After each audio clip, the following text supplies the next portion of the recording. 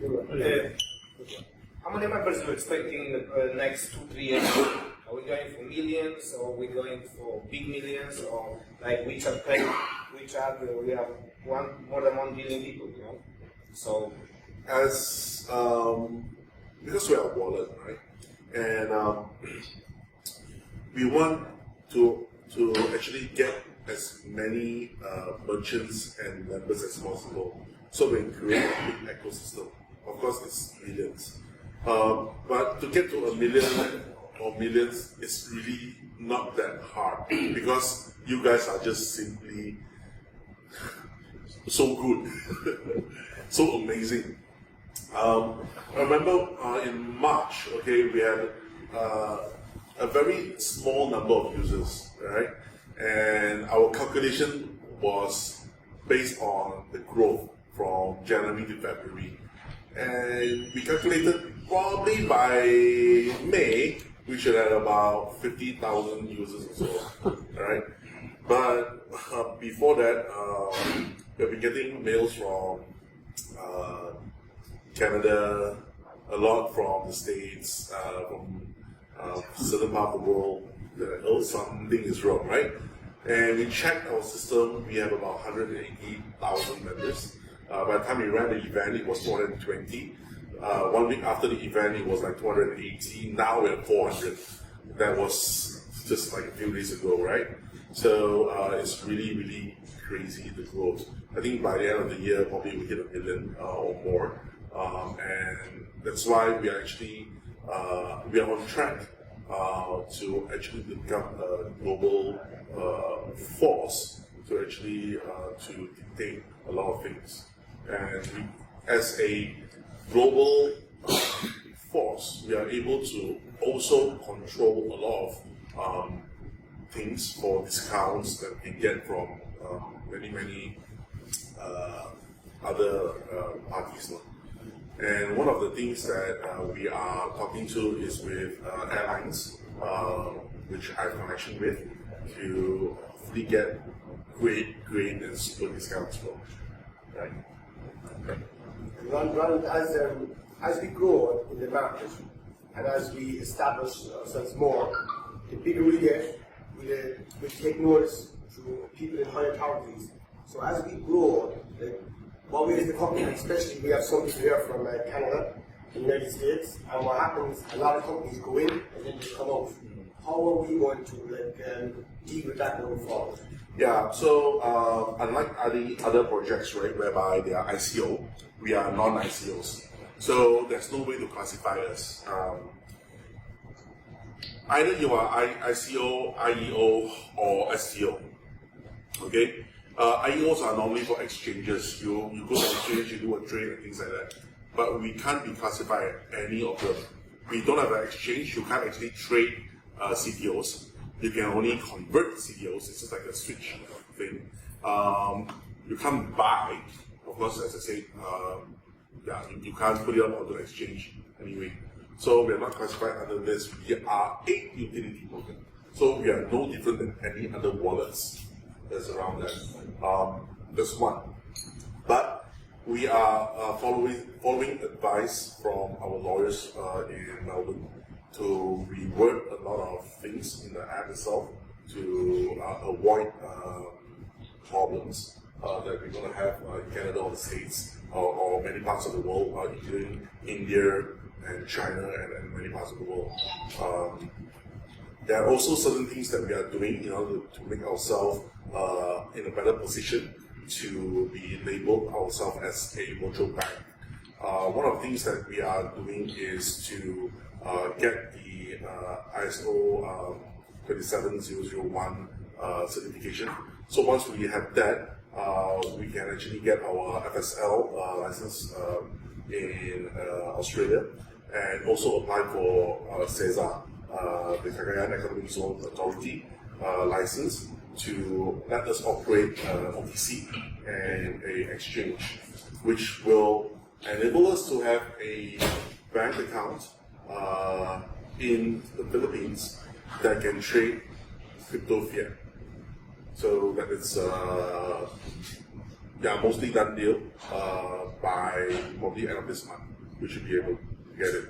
That's why the August event, the September event is a celebration. We'll let you know a lot more juicy details on what are things that we secure ourselves to be and where and all things that we have got. So yeah, we don't actually deal with currency. So we are not we're not in any problems with any central banks. Yeah. So a lot of people, a lot of members do ask us, what happens if the Malaysian government comes after you? That why do they want to come after me? I don't even deal with the ringgit. So if I don't deal with ringgit, then why are they after me? Right? And yeah, so there are a lot of these issues. We don't deal with any fiat currencies. It's all about crypto and crypto and crypto with crypto. Alright, so it's all about that. Only places where crypto is strictly banned from trading, then we might not be able to, like now in India probably. Alright, so not very, very sure about that, and in China as well, but you know, China, they do whatever they want. But like all regulations in crypto, today you might be compliant, tomorrow you might not. And when you're not, then suddenly you are. So this is every country is trying to find a way to get into this, but they need, I believe, they need a model. We are trying to set up a model for them. This is how digital cryptocurrencies can work with traditional financial services. We're trying to set a model and bring it to all countries to say this is the SOP for you. And the first method is to first get our CESA, and then from the CESA down, we're doing for every country to show this model.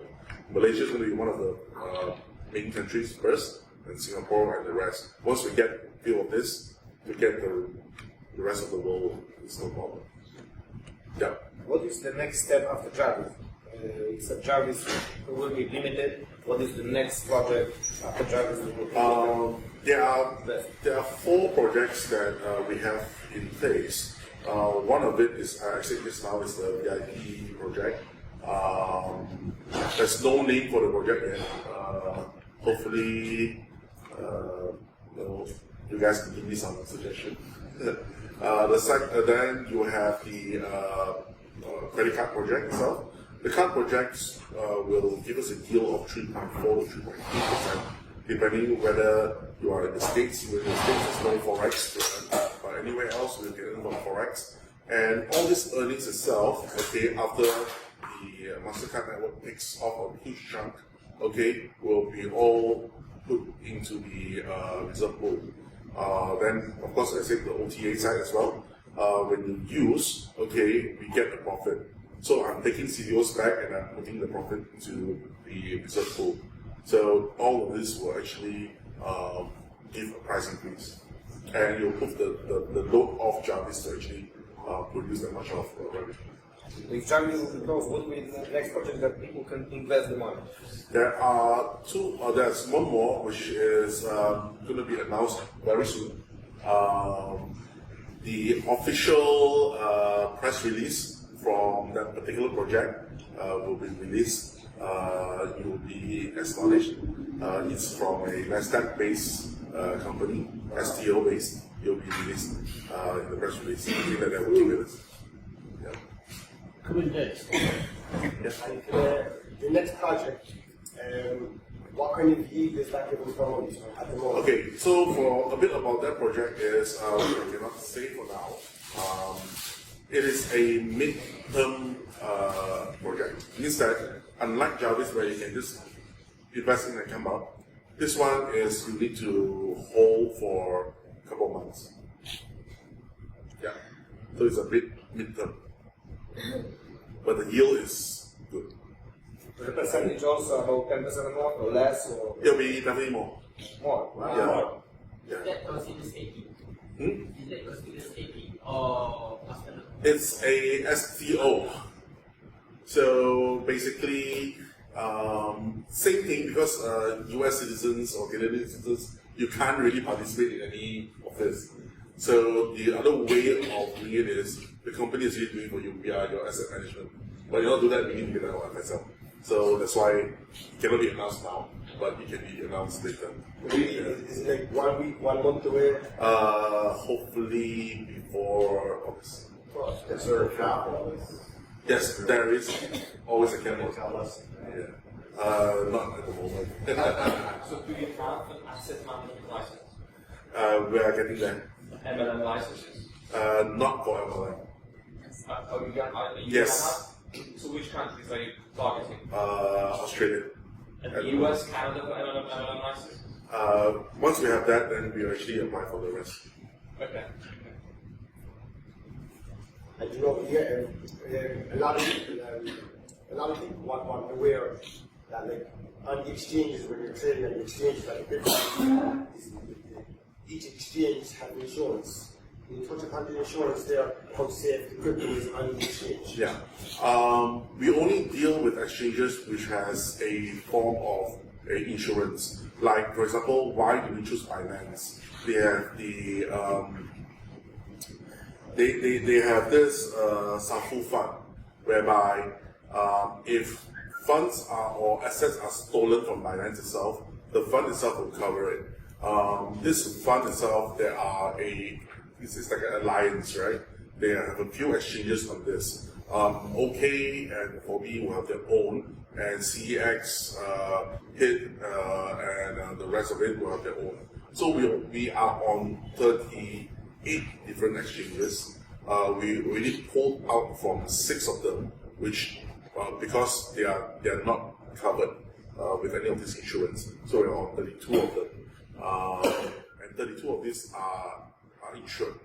Yeah. So we are like you. We are also afraid of funds because we are also a partner and member and investor here. So we want to make our funds be safe as well. And you know, let's say when you're trading on a daily basis, let's say you make a loss. Do you have like, if it goes below 5%, it's stop loss, that we stop trading for the day? How do you deal with the loss? Does it come back over? Is the reserve fund touched? Like, what way is the system structured for losses?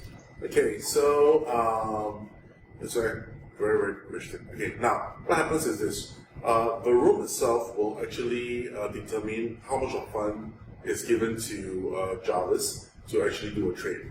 There are about 200 Jarvises running at any given time on 16 different pairs to move it around. The idea of the trade is not on buying low and selling high, because we don't care about the value of the coins. We only care about the quantity of the coins. When you give me 2 coins, how much coins do I need to give back to you? Because that's the underlying objective. So we move coins around different other pairs. When it comes back in, I should have more. Alright?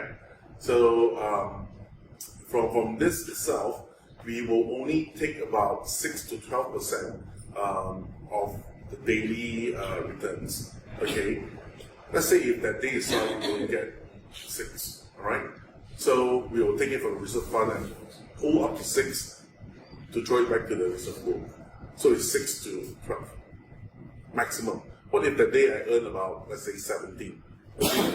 So the additional 5 is kept in the exchange to do more trades. And so what are typical strategies that you apply when it comes to trading? Because the way we understand arbitrage trading is that you do scalping trading by going quickly in and out in order to increase the number. But where are the 16% and 17% coming from? Arbitrage don't really earn that much. Arbitrage probably you get about maximum 0.5 to about 1. And the arbitrage you can do is between what Binance and BitMax says about it. We don't really do arbitrage. Okay, what we are doing is called OTC swapping. All right. So, for example, if I have a lot of BTCs accumulated, and if I were to do a trade in Binance itself, the fact will be and push it down the price. If I do a sell, it will drop, definitely.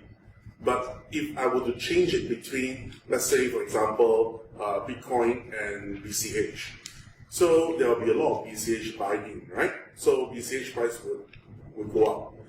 The only problem with this is the difference between the Bitcoin and the BCH, there is a margin of percentage. So we swap it around in order to actually gain from that. Now, if we calculated that all of this does not really make enough sense, what we do is we do a OTC swap now. OTC swap means that we take the Bitcoin and sell it off market and change it to USDT to come back in. So it doesn't affect the market. Okay, that's very, very powerful. When you come back in then, how does the price? If you buy orders, the price go up. And the more in the pot, like you become a whale, you are a whale, you're affecting the price as well. So we have about 50 accounts in all the 32 different exchanges. We have about 4 in Binance. One of it that I keep showing is actually VIP7, which means that I've traded over 108,000 BTCs. The other 3 are special VIP 10s, so it's 15,000 and above. At any given time, we have about 500 mil of AUM to actually move the market.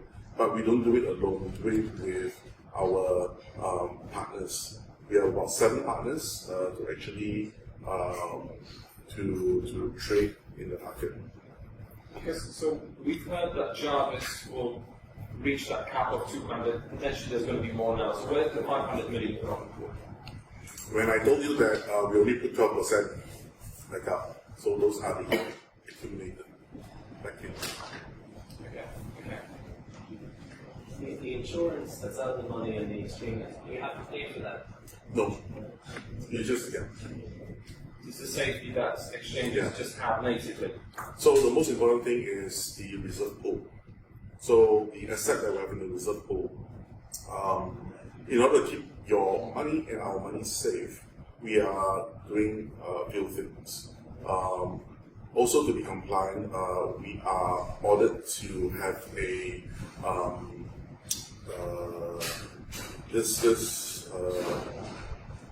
escrow, okay, that is holding the keys. Okay, so basically we are also following the advice from our Melbourne lawyers. We are actually engaging Ledger to actually be the escrow for the funds.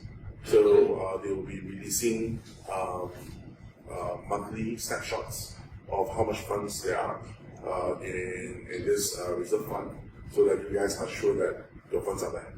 Are the keys ever changing in case someone wants you, for example, to try it? They are all with Ledger.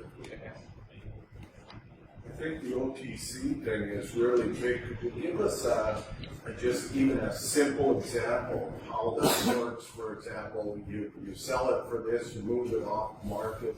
I wonder the absorbance is a big factor. Okay, OTC is a off-market trading platform, right? So they call it over the counter. Basically, what happens is we take in any kind of currencies and we can move it to fiat and out again. So that is the bridge between the traditional investors from the traditional medium and the crypto medium. So we are the bridge, and we have a license to do it. So all we need to do is just to take a percentage from each side, and we have to pay tax, of course. So that is done and it's all settled. So it's a very, very good deal. But we are not looking for that deal. We are looking for the liquidity between our own trade exchange and banking. Yeah. So you would sell a Bitcoin, or you would take a Bitcoin off market, go and sell it, convert it to fiat, move back in, and buy it for cheaper than. And now you've got 2.4 Bitcoin or 2.04, and then you go again and it's 2.8 Bitcoin. Yeah. Not go out. Basically, that's what the system actually just does. Yeah. Good. Thank you very much. I think this that's all real. Makes a lot more sense. So you need a key. Okay. This is the key. Much better.